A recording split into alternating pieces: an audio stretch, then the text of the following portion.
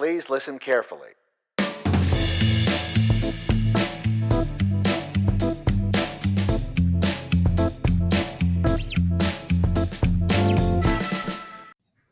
Hola Yago, ¿cómo estás? Hola, ¿qué tal? ¿Cómo estamos? Un placer estar con vosotros. No, gracias a ti, bienvenido al podcast y muchísimas gracias por dedicarnos tu tiempo. Muchas gracias a vosotros. Tú fuiste de los primeros en España que se metió en negocios de Internet. Entonces, cuéntanos cómo llegas a ese mundo. Bueno, la verdad es que llega un poco por afición, ¿no? Cuando tenía 17, 18 años estaba acabando COU, en los tiempos que existía, eh, con un amigo mío, pues íbamos muchísimo a las universidades, que eran, bueno, pues los lugares donde disponíamos de ordenadores y conexión a Internet, ¿no? Yo no tenía un perfil técnico, por decirlo así. Mi amigo sí que era un perfil más de desarrollador.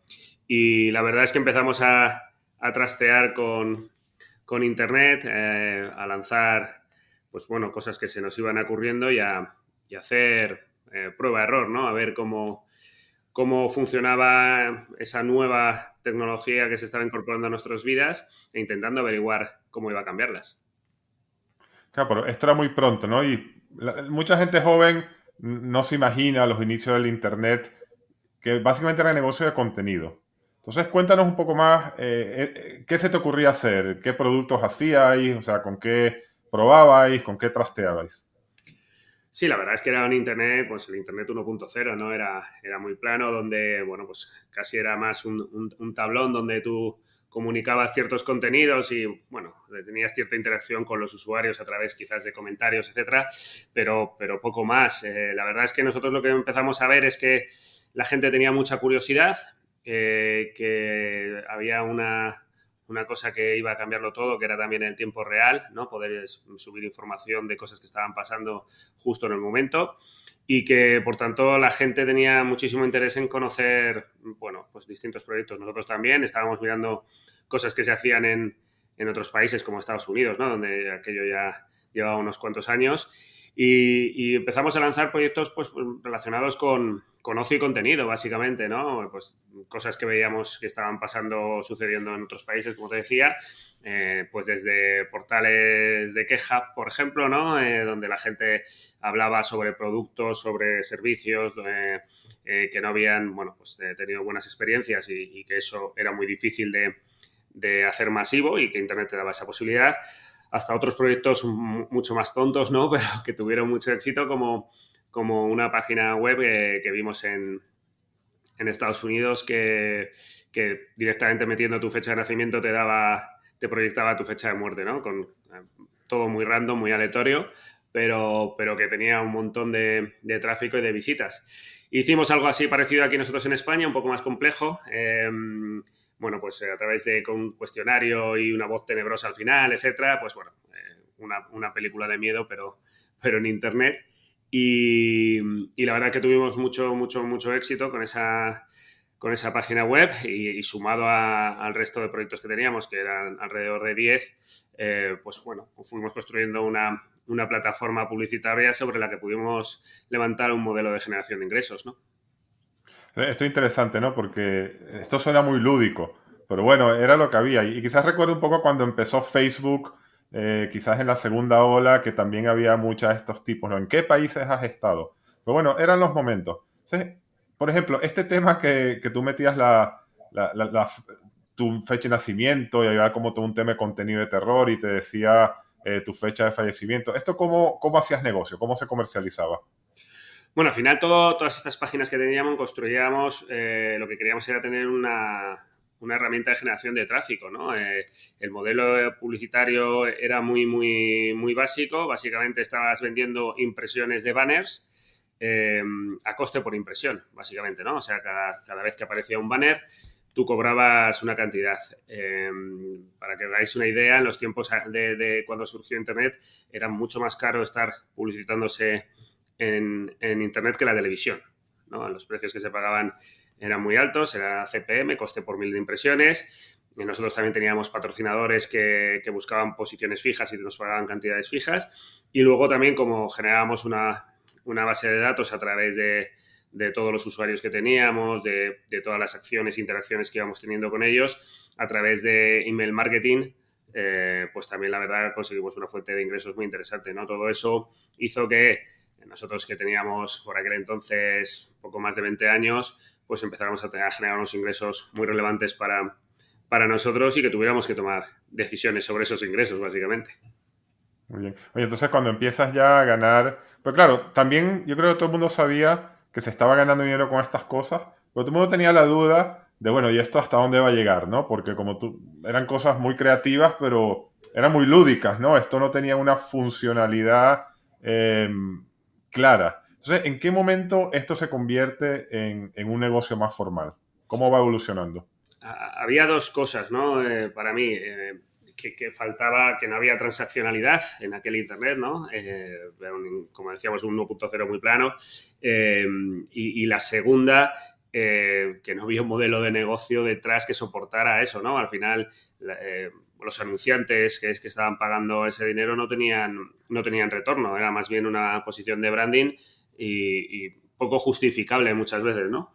Lo que sí sabíamos es que efectivamente esa tecnología había llegado para quedarse, que iba a cambiar muchos modelos de negocio, que iba a cambiar también nuestra forma de relacionarnos. No sabíamos cómo, desde luego no teníamos tanta visión, pero lo que sí sabíamos es que todo el mundo y todas las empresas iban a tener la necesidad de estar en Internet, ¿no? Y para eso, pues evidentemente iba a requerir primero una URL, un dominio, y segundo un hosting donde albergar pues bueno, la información tanto personal como empresarial, ¿no?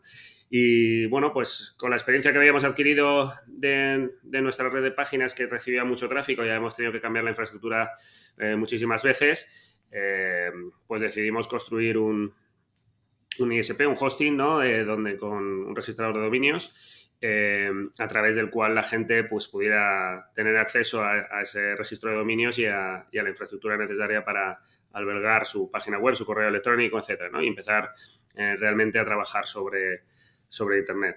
Y la verdad, bueno, pues una decisión de reinversión fuerte que hicimos de todo aquello que habíamos generado a través del modelo publicitario, y fue los inicios de Sync, ¿no? Que fue la compañía que fundamos.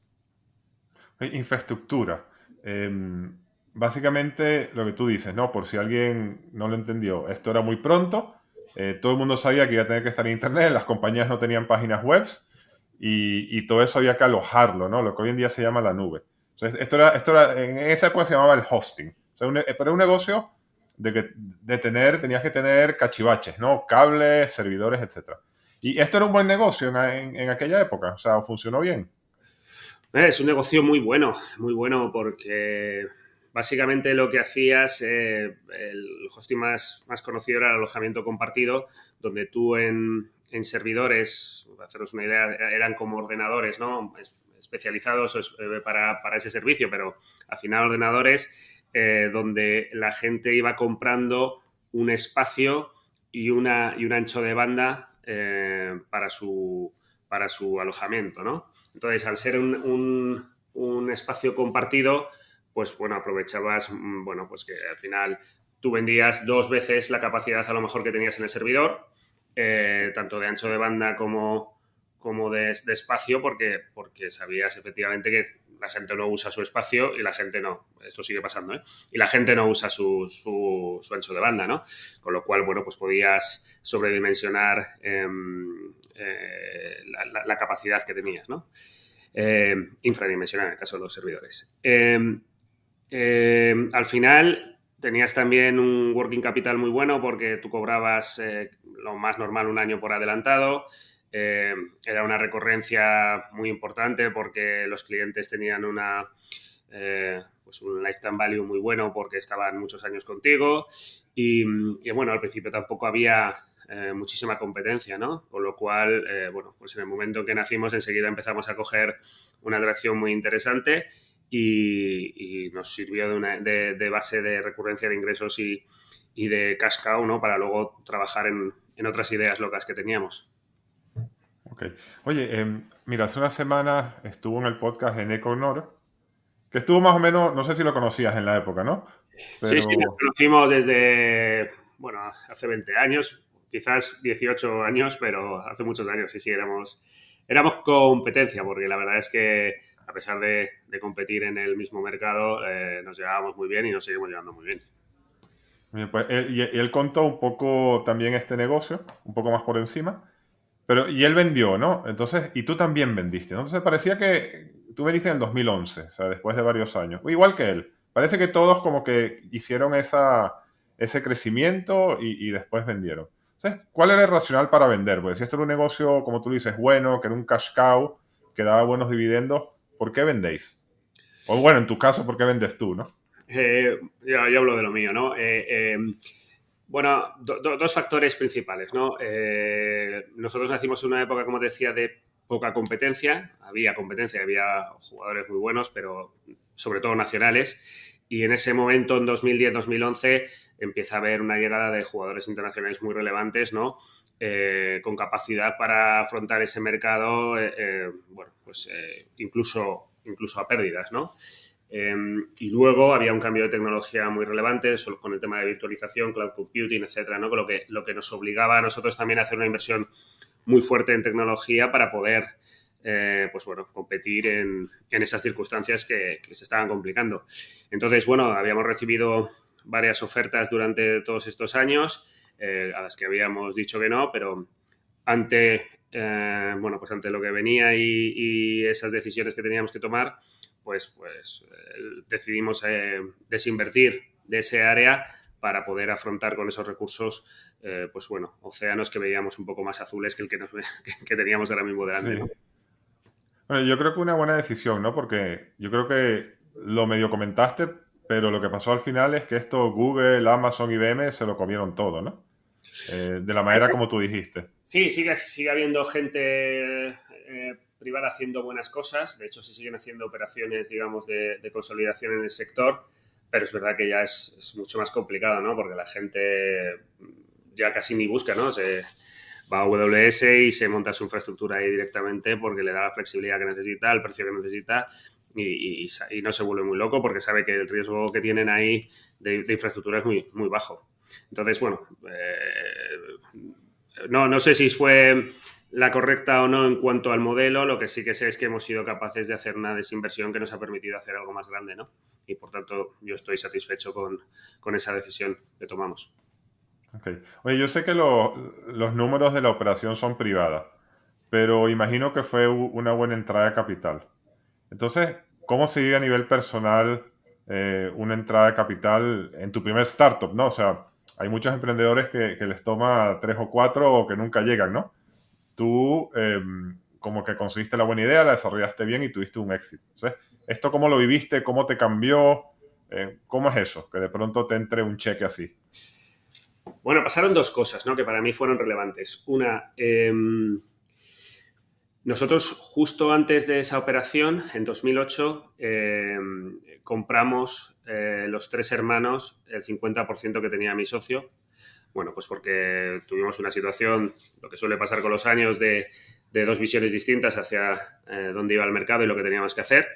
Y bueno, tomamos la decisión de separarnos, lo hicimos a través de una fórmula que, como nosotros no teníamos pacto de socios, empezamos muy jóvenes y esas cosas ni las conocíamos, hicimos una cláusula de andorrana, envié yo una oferta con un precio y él tenía que decir si compraba o si vendía y al final vendió, ¿no? Pero lo que hizo al final es que nosotros, donde no habíamos tenido nunca, digamos, un riesgo patrimonial más allá del propio del negocio, ahora ya lo teníamos, porque hasta ahora habíamos dedicado horas de trabajo y ahora mismo ya estábamos dedicando parte de nuestros recursos a esa compañía, ¿no? Entonces, cuando hicimos la desinversión, pues evidentemente nos quitamos el riesgo que habíamos asumido antes, pero en nuestra cabeza solo estaba ya, también éramos jóvenes, ¿no? Yo tenía apenas 30 años, 32 o 33 años. Decidimos que ya era, o sea, que para qué íbamos a dedicar esos recursos, ¿no? Que era lo siguiente que queríamos hacer. Sabíamos que no íbamos a estar retirados ya a los 33 años y que queríamos hacer algo más grande. Para eso estábamos haciendo la desinversión, ¿no? Y la verdad es que, o sea, sí fue gratificante el haber hecho todo ese recorrido, ¿no? De 10, 11 años en la compañía haber apostado por ella, haber sacado un múltiplo sobre la inversión que hicimos con mi socio, pero, o sea, estábamos ya viendo cuál era el siguiente play, ¿no?, que teníamos que hacer y cómo afrontarlo. O sea que satisfactorio, pero luego, bueno, pues volvimos a asumir los riesgos propios de un emprendedor, que muchas veces es también un poco de inconsciencia, ¿no? Ok, tú no te compraste el Ferrari rojo, sino que lo metiste en el nuevo negocio. Ok, entonces, ¿y cuál era ese nuevo negocio? ¿Por dónde seguiste? Bueno, como te decía, entonces, claro, nosotros cuando estábamos con el tema de hosting, seguíamos también con el negocio original que teníamos, que era toda la parte de proyectos propios, y también abrimos una parte de desarrollo y trabajos para terceros, ¿no?, donde funcionábamos muchísimo con cliente agencia. Uno de nuestros proyectos que también vimos en el mercado americano y que fuimos aquí los primeros en traerlo fue un marketplace entre anunciantes y bloggers, ¿no?, que por aquel momento no se llamaban todavía influencers, pero que luego fuimos extendiendo a las distintas redes sociales ya con influencers, y en 2011, cuando vendimos toda esa red de proyectos propios, esa parte de esa unidad de desarrollo y esa parte de negocio de marketplace, la escindimos de la compañía, la dejamos como una unidad independiente y decidimos que en nuestra experiencia, tras haber trabajado como te decía, con muchas agencias de marketing y publicidad, el marketing digital y el marketing convencional eran dos mundos diferentes, ¿no? Sin poner a ninguno mejor o peor, pero eran dos mundos diferentes. Uno pues de lápiz y papel, mucha imaginación, creatividad, mucha negociación también con medios tradicionales, etcétera. Y otro que era más de pantalla negra, de Excels, de analítica, etcétera, ¿no? Mucho más cerca al mundo de tecnología, que era donde estábamos nosotros, ¿no? Y creíamos que había una oportunidad de que un jugador como nosotros, con los perfiles que teníamos, pudieran entrar en el mundo del marketing digital, que estaba siendo afrontado por las agencias tradicionales, pues primero de una forma un poco residual, casi colateral, porque de ahí la originación de ingresos seguía estando todavía de forma relevante en la parte offline, pero también porque como eran perfiles distintos, pues bueno, no habían conseguido, digamos, ese talento internamente y subcontrataban mucho.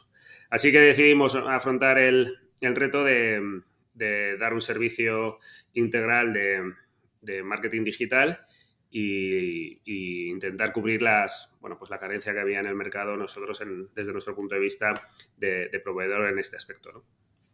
Sí, sí, esto, para el que no conoce el mundo de la publicidad, y lo hemos hablado en algunos otros episodios de este podcast, pero al principio a las agencias tradicionales les costaba mucho el mundo digital. Primero, porque no lo entendían y no podían atraer el talento.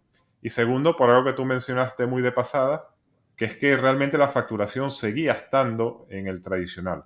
Entonces, bueno, es la típica compañía grande que tiene ahí la parte donde está ganando dinero y tiene una parte que es compleja y que tiene que desarrollar. Entonces, inclusive usaban otras agencias para la parte digital. O sea, Sí, sí. por aquí ha pasado gente de Estados Unidos y de Latinoamérica que montó su negocio básicamente siendo la subcompañía que hacía todo lo digital. Ok, entonces yo entiendo que esta compañía es Mio Group, ¿no? Que es la que vamos a hablar ahora. Correcto. Y, y yo he visto que aparte de estas capacidades que ya tenías, empezaste un proceso de adquisiciones. Como para, en lugar de construirlo todo tú, fuiste comprando una gran cantidad de empresas para construir esta propuesta de valor integral. Cuéntanos un poco cómo llegas a esta decisión y cómo se va haciendo. Pues bueno, cuando vimos que efectivamente esa ineficiencia en el mercado existía, lo que vimos es cómo lo estaban solucionando los clientes, ¿no? Y los clientes lo que estaban haciendo básicamente es mantener su agencia de medios, su agencia creativa, y en esta parte digital lo que estaban contratando es especialistas, ¿no? Estaban contratando pues agencias que llevaran la parte de redes sociales, estaban contratando a agencias que llevaran la parte de analítica, estaban contratando agencias que estuvieran más en la parte de SEO, de PPC, etcétera, ¿no? Llegaban a tener 3, 4 proveedores distintos en el ámbito digital porque buscaban la especialización y no existía tampoco ningún player digital, digamos, transversal, o no existía demasiados, ¿no? No voy a decir que no ninguno porque sería muy osado, pero no existían demasiados players que transversalmente pudieran cubrirte toda la oferta digital. Y eso al final genera muchas ineficiencias, tanto en la parte offline como en la parte online, porque tener distintos proveedores lo que te hace es que tengas información heterogénea, te hace que no puedas atribuir responsabilidades a los distintos eslabones de la cadena, porque no sabes si lo que te está fallando es la creatividad, si te está fallando la parte de performance, si es la parte pues de la analítica la que no está midiendo bien, etcétera, ¿no? Y luego te exige mucho trabajo también como CMO estar controlando toda esa información y homogeneizándola. Y eres incapaz de generar ninguna sinergia entre canales porque son distintos intereses, ¿no? Entonces, dijimos, oye, vamos a hacer nosotros el papel del CMO, ¿no? Vamos a comprar compañías especialistas que pongamos como efectivamente luego líneas de producción especializada, pero que nosotros después de eso pongamos una oficina de proyectos, Project Management, y que nosotros le integremos toda esa información, seamos capaces de darle luego un análisis de dónde están las sinergias que se pueden generar en los distintos canales, y que como voy a ser responsable de una línea transversal en el mundo digital, pues me permita cambiar el modelo de retribución que tienen actualmente las agencias, que es un fee muy bajo sobre inversión y luego pues negociación con medios, y que tampoco funcione como una consultora tradicional donde te voy a cobrar por perfiles, proyectos complejos, etcétera, ¿no? O sea, pongamos un fee, pero luego pongamos algo muy relevante al éxito de la operación, ¿no? Y para eso, pues, bueno, teníamos que controlar efectivamente de forma eficiente toda la cadena de valor del mundo digital. Claro, pero esto es un reto, ¿no? Porque o sea, yo trabajé también en el mundo creativo y comprábamos empresas, pero comprábamos empresas pequeñas. Porque muchas veces hay un reto de, si tú compras todas estas empresas, ¿no? Y todas estas empresas quedan separadas haciendo lo mismo que hacían antes, pues no puedes capturar esa sinergia y no le puedes dar ese servicio integrado al cliente, que sucede muchas veces, ¿no? Que un grupo grande de comunicación, que hoy en día ya sí tienen todos estos servicios, pues si tú quieres hablar de data, tienes que hablar con una gente, si tú quieres hablar de marketing digital, hablas con otra, y si quieres hablar de branded content, con otra. Entonces, ¿el modelo vuestro cómo es? ¿Estas empresas dónde tienen independencia y dónde son la misma compañía para poder darle esa propuesta de valor integrada al cliente? Bueno, digamos que empieza en una fase un poco más independiente, porque nosotros lo que intentamos es que estén 2-3 años con nosotros trabajando, no en paralelo, porque sí que están conjuntamente de cara al cliente, pero que sigan, o sea, que tengan tiempo para hacerse la integración dentro de la compañía, que nosotros seamos capaces de entender su modelo, que ellos sean capaces de entender nuestra cultura y que eso al final aporte valor al cliente, ¿no? La realidad es que nosotros empezamos funcionando con líneas de producción, ¿no? Comprando, o sea, al final nosotros compramos las empresas y esa empresa se quedaba como línea de producción, que luego pues, íbamos regulando el número de perfiles que teníamos en función al volumen que estábamos gestionando. Pero efectivamente ahí teníamos, era el PM, el Project Manager, el que era el encargado de generar un poco las sinergias entre las distintas unidades, pero como todos tenían una visión un poco parcial del negocio, era muy complicado generarla, ¿no? Ahora lo que hacemos desde hace unos años es funcionar en squads, ¿no? Donde los squads recogen ya los diferentes perfiles y atacan directamente a un número determinado de clientes desde cada área de conocimiento, pero compartiendo la información, ¿no? De forma que es mucho más fácil incluso para los mismos equipos el generar esas sinergias. Hemos pasado por mucho porque al final el modelo era muy distinto y no existía y tenía su complejidad y su reto, ¿no? Y de hecho una de las cosas que también nos pasó fue que a la hora de implementar esto, como fue, pues yo creo que innovador en su momento, los clientes nos pidieron enseguida comenzar con un mundo offline, ¿no? Y para comenzar nosotros con el mundo offline, que como decíamos antes era un mundo un poco distinto al digital, pues lo primero que tuvimos que hacer era buscar en el mercado tecnología que nos permitiera medir lo que estaba pasando en el mundo offline. Y acabamos comprando una compañía que tenía esa tecnología que nos permitía medir, bueno, pues ahora ya medimos todo, ¿no? En aquellos momentos era solo televisión, pero ahora ya medimos televisión, radio, exterior, es decir, todo el efecto que tiene el hacer esa publicidad en el medio tradicional y hicimos también la adquisición de talento necesaria para llevar eso a cabo, ¿no? Y dar una oferta transversal de todo eso desde un único sitio, sin ningún roce, ni en P&L, ni en gestión, ni en decisión, bueno, pues ha supuesto un reto de muchos años, ¿no? Y yo creo que ahora está muy engrasado, pero creo que es difícil para alguien que quiera empezar a hacerlo sin haberlo empezado de cero como nosotros, el cambiar a un modelo así, porque evidentemente tienes mucho legacy detrás que es muy difícil luchar contra él. Claro, no, y aparte, para que la gente lo vea, a ver, aquí va a haber gente súper analítica de data en estos squads, va a haber gente súper creativa, va a haber planners, va a haber gente de negocio, o sea, son perfiles muy... Bueno, pero ahí está el valor, ¿no? Entonces, oye, una vez que tú empiezas a montar estos squads, se imagino que ya la compañía no es, la oferta no es todas estas empresas, sino que hay una oferta más enfocada realmente a lo que necesita el cliente. Entonces, rápidamente, ¿cuáles son las líneas de negocio ahora que están tirando o cómo tienes estructurada la empresa en cuanto a oferta? Sí, más o menos tenemos tres líneas principales, ¿no?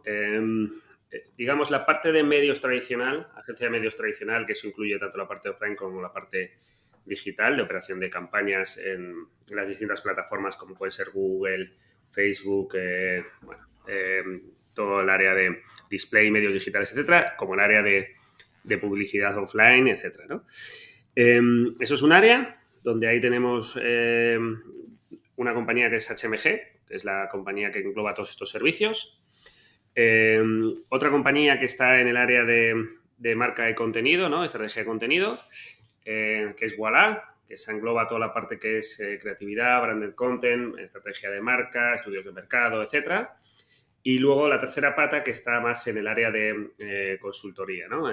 La consultoría entendida como consultoría de marketing y ventas, que es a lo que nos dedicamos nosotros, y con toda la parte de analítica, data, inteligencia artificial, etcétera, ¿no? Que está todo englobado ahí. Y más o menos diríamos que están los pesos muy repartidos en cuanto a recursos en las tres áreas. Ok. Oye, ¿por qué no nos cuentas un proyecto chulo que ilustre esta propuesta de valor integral que tiene Mio Group? Bueno, o sea, lo que te puedo contar es lo que hacemos nosotros y cómo trabajamos en un cliente, ¿no? Y cuál es el caso de éxito nuestro por referencia, ¿no? Nosotros cuando llegamos a un cliente entramos siempre por la parte de, de consulting, ¿no?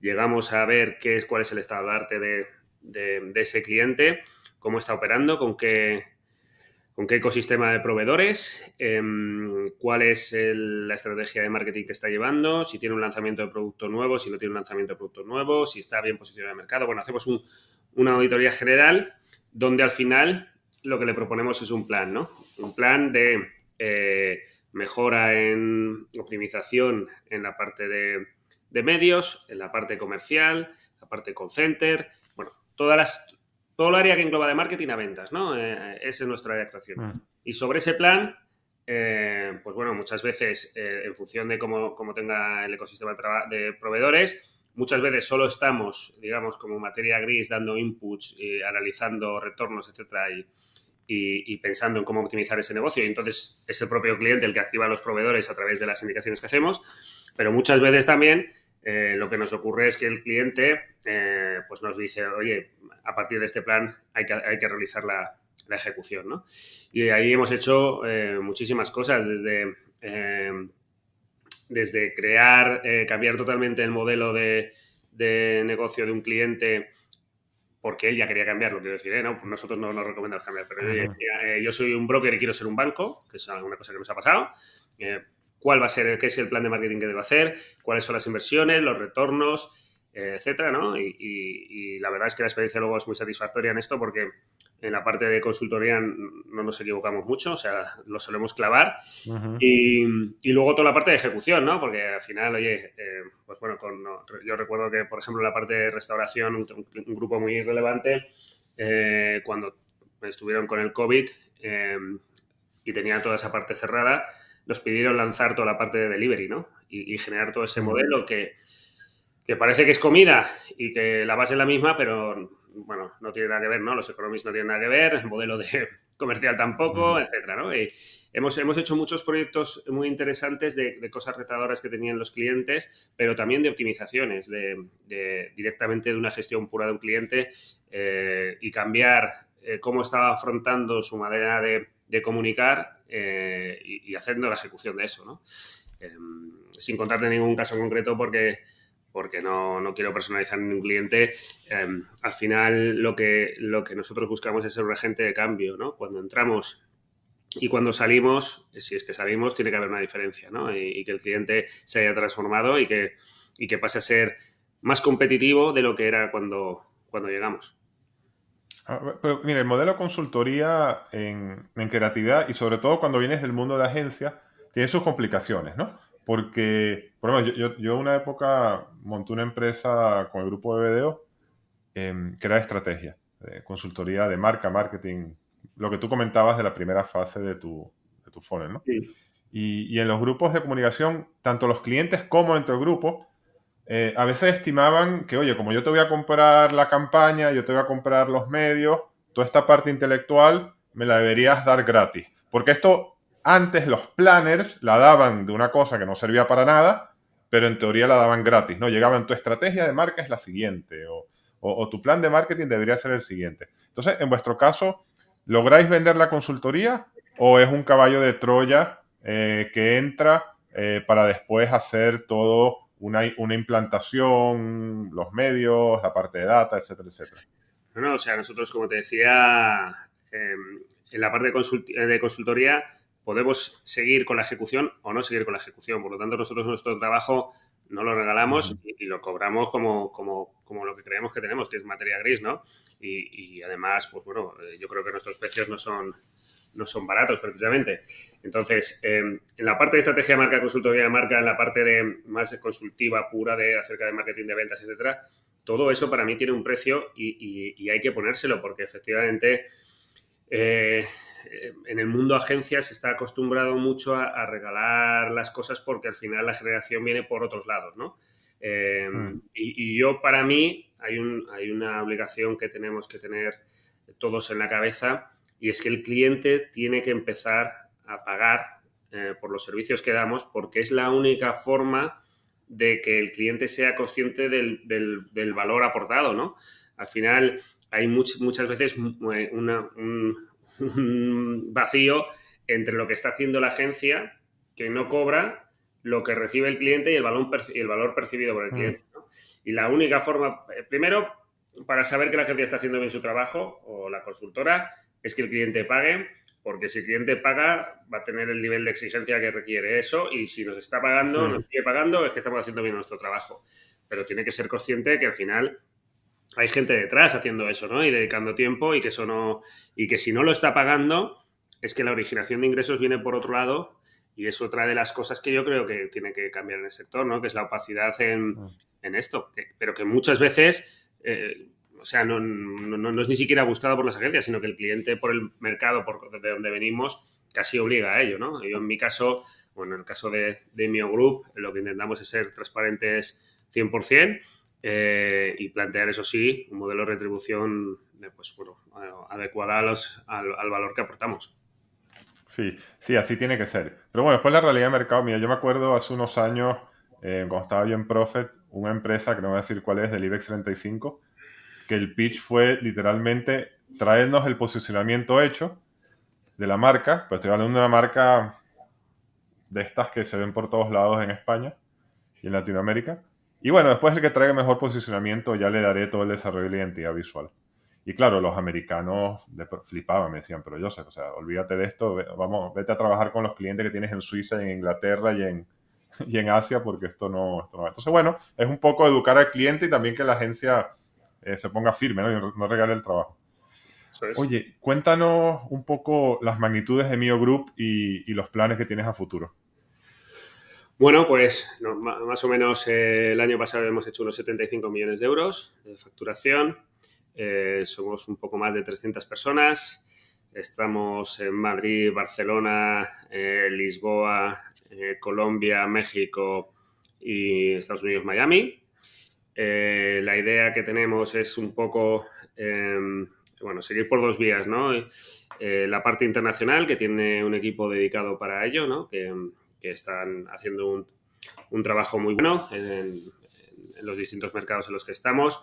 Y la parte nacional, que al final lo que queremos es tener, bueno, consolidarnos un líder independiente, ¿no? El líder independiente nacional, y poder tener presencia en las zonas más estratégicas para nosotros y para nuestros clientes, ¿no? Hace un año y medio que pasamos a Barcelona, ¿no? Donde hemos construido un equipo de 80 personas ya.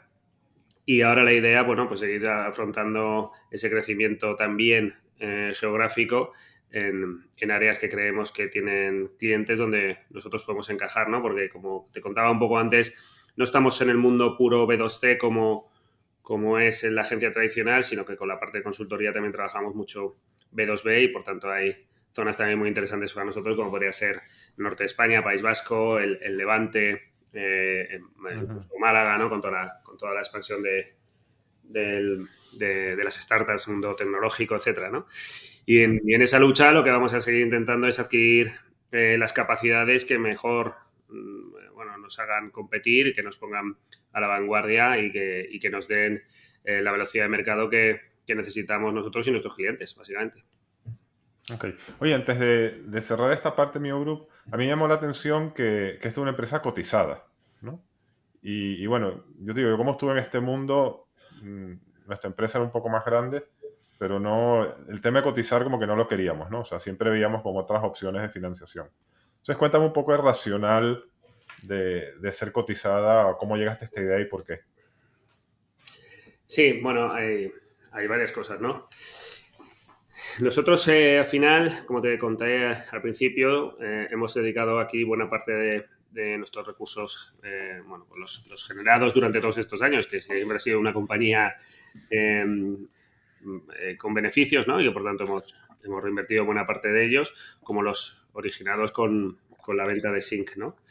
Eh, ¿Qué perseguíamos? Al final nosotros sabíamos que lo que nos ha hecho diferenciales, además de la propuesta de valor, es la capacidad de integrar compañías que tenían capacidades adicionales a las nuestras y que además eran vanguardistas, ¿no? Eso estaba bien, pero si queríamos hacerlo más grande y más rápido, sabíamos que íbamos a necesitar disponer de opciones de financiación distintas a las bancarias, ¿no? que teníamos que tenemos a día de hoy, que teníamos antes. Y estar cotizados pues, nos permitía una mayor flexibilidad para hacer cosas como, por ejemplo, emitir bonos, que no hemos emitido a día de hoy todavía, bueno, hacer ampliaciones de capital, si llegado el caso, si necesitábamos también, pues bueno, el compensar deuda equity para que no estén ratios que no son cómodos para una empresa familiar como es la nuestra, ¿no? Que no Ujú. quiere demasiado endeudamiento. Y la verdad es que el estar cotizado pues te proporciona esa facilidad de hacer eso en un momento determinado con más instrumentos o de forma más fácil y más rápida, ¿no? También en un mundo como el nuestro, donde el talento está muy cotizado, en donde nosotros al final, como empresa de servicios, tenemos dos palancas. Una es la tecnología y otras, sin ninguna duda, el capital humano. Pues bueno, el tener instrumentos de fidelización y captación y retención, como es los planes de acciones bueno, pues de una compañía líquida, ¿no? Que está cotizada y al final, pues eso te permite que no tengas que estar encerrado con stock options N años, ¿no? Pues yo creo que es también muy relevante y que no está funcionando. Nosotros ya tenemos a 40 o 50 personas de la compañía, ¿no? Que supone un 15 o 20% de la compañía dentro del plan de acciones.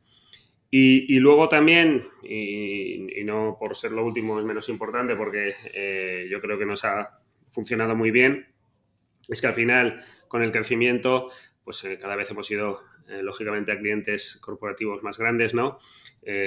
Con temas pues muy relevantes desde compliance, transparencia, sostenibilidad, etcétera.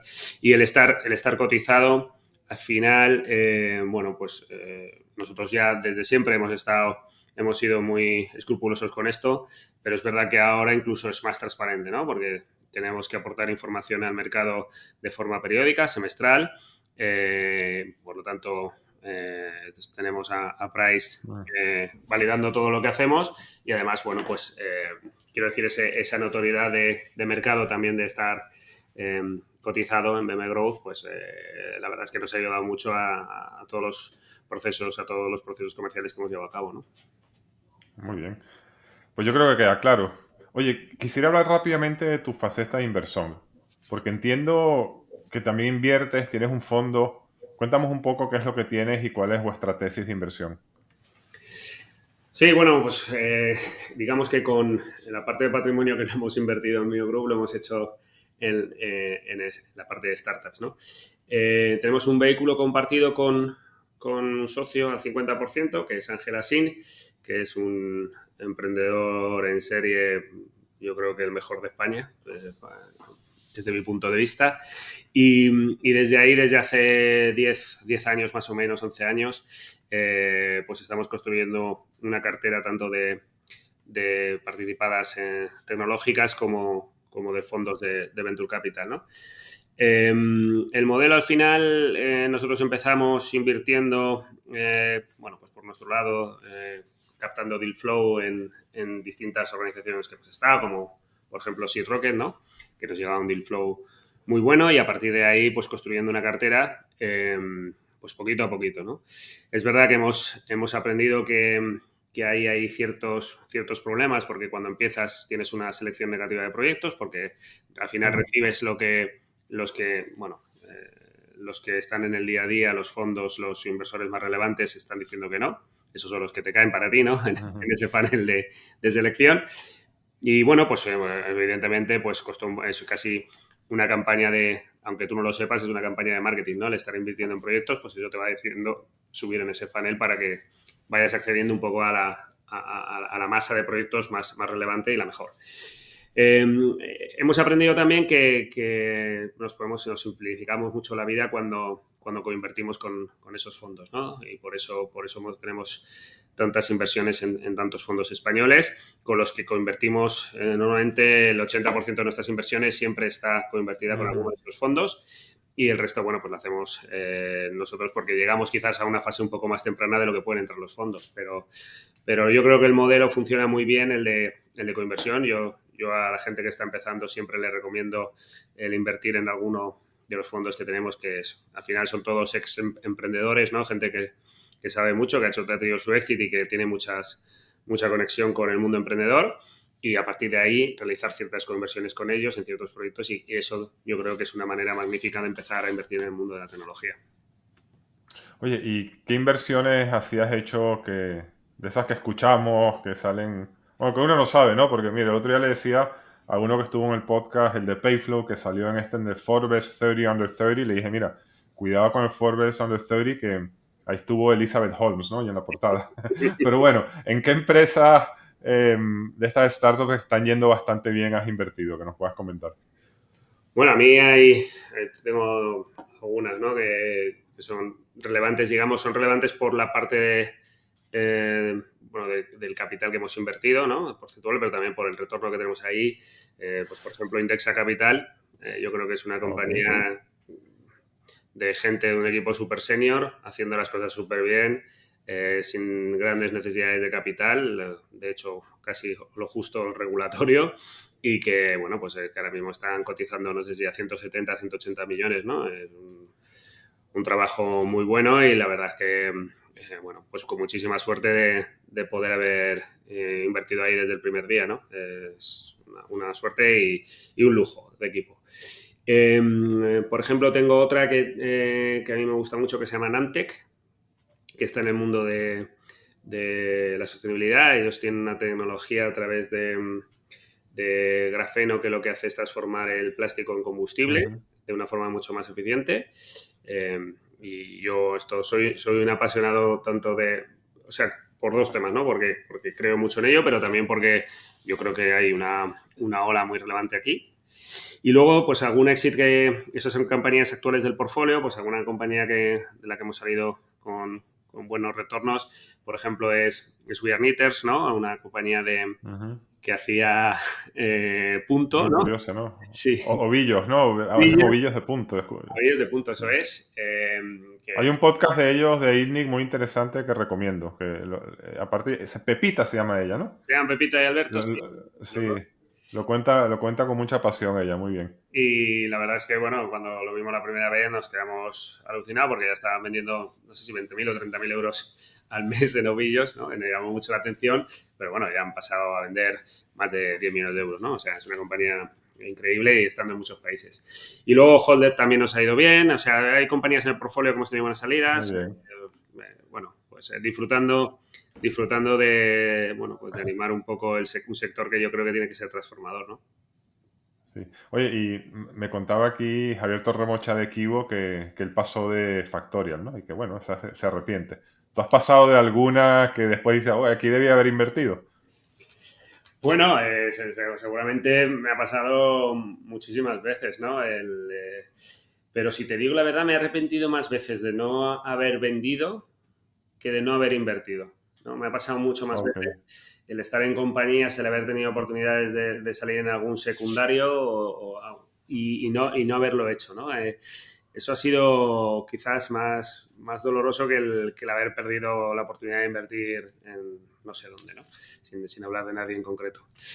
Bueno, yo creo que la parte de salir es una de las partes fundamentales a la hora de invertir y que hay que hacerla bien, porque eh, tienes pocas opciones de salir de startups y eso es lo que te va a hacer el múltiplo, con lo cual es una mm, parte muy, muy relevante.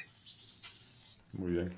Oye, tú me has contado tu historia tanto de tu primera empresa de hosting como de Mio Group, de una manera muy lineal, ¿no? Y muy racional. No sé, ¿ha sido así la historia o has tenido momentos malos, momentos difíciles, momentos complicados? Siempre tengo momentos difíciles y complicados, ¿no? A día de hoy los sigo teniendo. Hay muchas cosas que tú intentas ser previsor y tener todo más o menos bajo control, tener tus planes A, tus planes B, tus planes C, y al final hay mil cosas que pasan, ¿no?